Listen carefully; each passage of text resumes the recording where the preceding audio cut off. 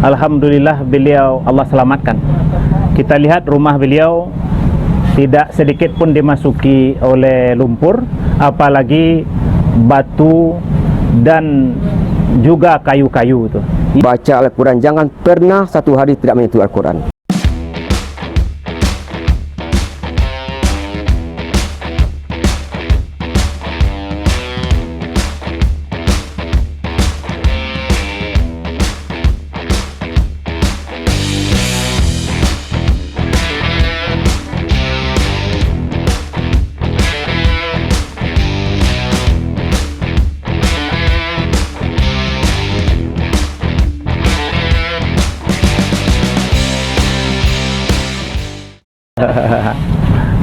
Ya, assalamualaikum warahmatullahi wabarakatuh. Waalaikumsalam warahmatullahi wabarakatuh. Alhamdulillahirabbil alamin. Allahumma shalli ala Muhammad wa ala ali Muhammad.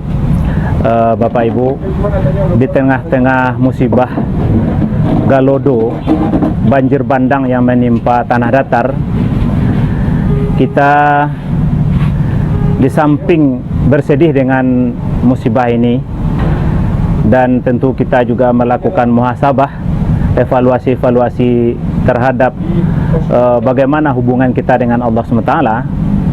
Pada kesempatan ini kita bersilaturahim di rumah Ustadz kita, Ustadz Adi. Beliau salah satu daerah yang ditimpa musibah, yaitu daerah Manunggal, Batu Sangka, yang rumah sekelilingnya dihantam banjir bandang, lumpur, kayu dan batu. Tapi Allah memberkati rumah beliau dan keluarga beliau itu. Di tengah-tengah badai derasnya gelombang Galodo ini, alhamdulillah beliau Allah selamatkan. Kita lihat rumah beliau tidak sedikit pun dimasuki oleh lumpur, apalagi batu dan juga kayu-kayu itu. Yang sebenarnya di sekeliling rumah beliau ini penuh dengan kayu dan lumpur. Bagi kita ini sebuah inspirasi dan juga mungkin evaluasi diri dengan musibah ini. Mudah-mudahan keluarga beliau ini menjadi motivasi bagi kita, bagaimana kita bangkit dari musibah ini dengan ketaatan. Beliau adalah seorang ustaz yang selalu rajin solat di masjid yang di depan ini. Beliau juga membimbing anaknya menjadi hafiz-hafizah itu. Dan Allah buktikan, Allah melindungi keluarga beliau jauh dari musibah ini. Seluruh kita mesti mengambil pelajaran, terutama juga saya sendiri sebagai anggota DPRD, sebagai warga tanah datar gitu ya. Mudah-mudahan beliau bisa menjadi teladan bagi kita. Ya, setelah musibah ini semakin rajin kita di masjid, rajin beribadah kepada Allah Subhanahu wa taala, sehingga di balik musibah ini mudah-mudahan ada hikmah dan ada berkah di masa yang akan datang tuh. Walau anna ahlal qura amanu wattaqaw la fatahna alaihim barakatim minas samai wal ard. Jika penduduk suatu negeri beriman dan bertakwa kepada Allah SWT, Allah datangkan berkah dari langit dan dari bumi gitu. Ya, ini evaluasi untuk diri saya sendiri dan motivasi juga bagi kita bersama, ya, bagi diri saya sendiri, keluarga Ustadz Adi. Mudah-mudahan bisa menjadi teladan bagi kita untuk bangkit dari musibah ini. Mohon juga Ustadz berkenan menyampaikan sedikit ya untuk kita bersama ya, kami yang hadir pada kesempatan ini juga untuk nanti yang mendengar di media ya. Mudah-mudahan ya apa yang Ustadz rasakan ini bisa menjadi ibrah dan pelajaran untuk kita bersama.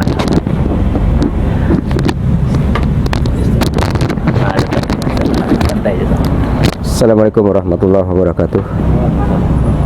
Bapak dan Ibu yang dirahmati Allah, walau kita berada dalam suasana berduka atas musibah yang telah menimpa keluarga kita, bukan saja di sini, di tempat-tempat lain, kesemuanya tidak lain tidak bukanlah karena izin Allah Subhanahu wa taala. Bahkan satu daun jatuh pun di bawah pengawasan Allah Subhanahu wa taala, termasuk musibah ini. Namun demikian, berulang-ulang kali Allah panggil kita dalam Al-Quran, ya ayyuhallazina amanu, ya ayyuhallazina amanu. Allah panggil orang-orang beriman untuk selalu bertaat kepada Allah Subhanahu wa taala. Bahkan di bulan Ramadan kita dipanggil untuk melaksanakan ibadah Ramadan 1 bulan. Di bulan Ramadan kita beribadah, berpuasa, berinfak, bersedekah dengan imingan, dengan pahala-pahala yang maksimal, yang tinggi di balasan Allah Subhanahu wa taala. Namun setelah Ramadan kita tinggalkan masjid kita tidak lagi bersemangat dalam beribadah. Telah Allah beri 1 bulan penuh di bulan Syawal, juga kita masih belum juga. Barangkali musibah ini mungkin sebagai teguran bagi kita. Allah mengingatkan kita untuk kembali kepada Allah Subhanahu wa taala. Adapun yang perlu kita amalkan dalam kehidupan kita, berusahalah mendekatkan diri kepada Allah Subhanahu wa taala. Dalam sebuah hadis Rasulullah sallallahu alaihi wasallam ingatkan, ingat Allah waktu lapangmu, insyaallah akan ingat Allah waktu sempitmu. Musibah ini tidak kita inginkan, namun Allah membuktikan kekuasaan kebesarannya. Kita tidak berjauh mohon kepada Allah dari peristiwa rombongan dan Syria, semua dari. Cuman ini kenyataan kita lihat, memang di rumah ini kita, di rumah ini setiap hari, setiap malam dikumandangkan ayat-ayat Al-Quran. Kita punya anak-anak perempuan 4 orang. Mereka itu memang hafiz Al-Quran. Setiap hari mereka harus murajaah Al-Quran. Ada yang menambah hafalan, ada yang mengulang-ulang hafalan. Kalau tidak ada hafal Al-Quran, akan hilang dia. Kemudian di rumah ini kita hanya salat sunat, kemudian salat wajib kita ke masjid. Biasakan langkah ke masjid.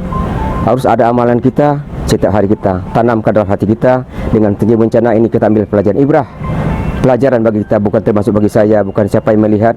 Jadikan ini pelajaran bahwasanya Allah itu akan, apabila Allah akan datang azab, akan datang azab itu tidak pilih-pilih. Ya ayyuhallazina amanu stajibu lillahi wa lirajza'akum lima yuhyi wa'lamu annallaha yahulu bainal mar'i wa qalbi wa annahu tusyarun wattaqu fitnatan la tusibanna allazina zalamu minkum khassah wa'lamu annallaha syadidul iqab. Kalau musibah telah datang, tidak pilih kasih semuanya. Bahkan hewan yang tidak berdosa pun akan menanggungkannya, cacing pun menanggungkannya.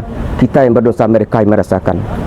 Itu maka azab Allah. Maka itu dengan bencana ini kembalilah kita kepada Allah Subhanahu wa taala. Tanamkan dalam hati kita mulai hari ini, kita harus mempelajari Al-Quran, baca Al-Quran. Jangan pernah satu hari tidak menyentuh Al-Quran, walaupun hanya 1 lembar.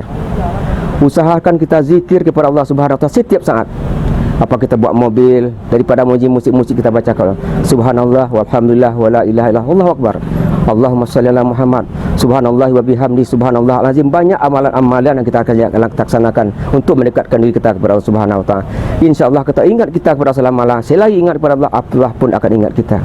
Itu otomatis saja.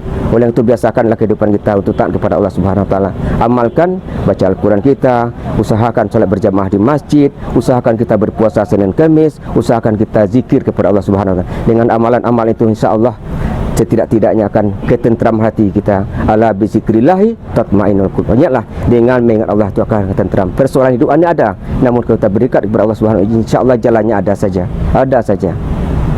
Juga dengan musibahnya Allah akan selamatkan kita, Allah akan pelihara kita. Seperti yang kita lihat sekarang, Allah akan peliharakan kebesaran kekuasaannya.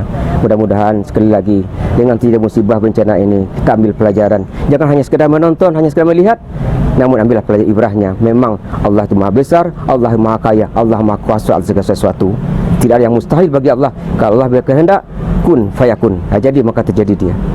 Jadi itu saja, mudah-mudahan bermanfaat bagi kita semua, termasuk bagi saya, dan juga kita semuanya menjadi orang-orang yang kembali kepada Allah. La'allahum yarji'un, kata. Mudah-mudahan kamu kembali kepada Allah. Jangan kita hanya menyesal nanti, setelah ajal menyesal tidak ada gunanya lagi. Nah, karena itu saja yang dapat sampaikan. Subhanakallah wa bihamdika asyhadu an la ilaha illa anta subhanaka inni astaghfiruka wa atubu ilaik. Assalamualaikum warahmatullahi wabarakatuh. Terima kasih banyak tausiahnya Ustaz. Mudah-mudahan ini bermanfaat untuk kami dan kita bersama, juga masyarakat kita yang ditimpa musibah. Semoga semua ini menjadi ibrah dan pelajaran untuk kita. Semakin banyak dan semakin kita bertobat dan semakin dekat kita kepada Allah SWT.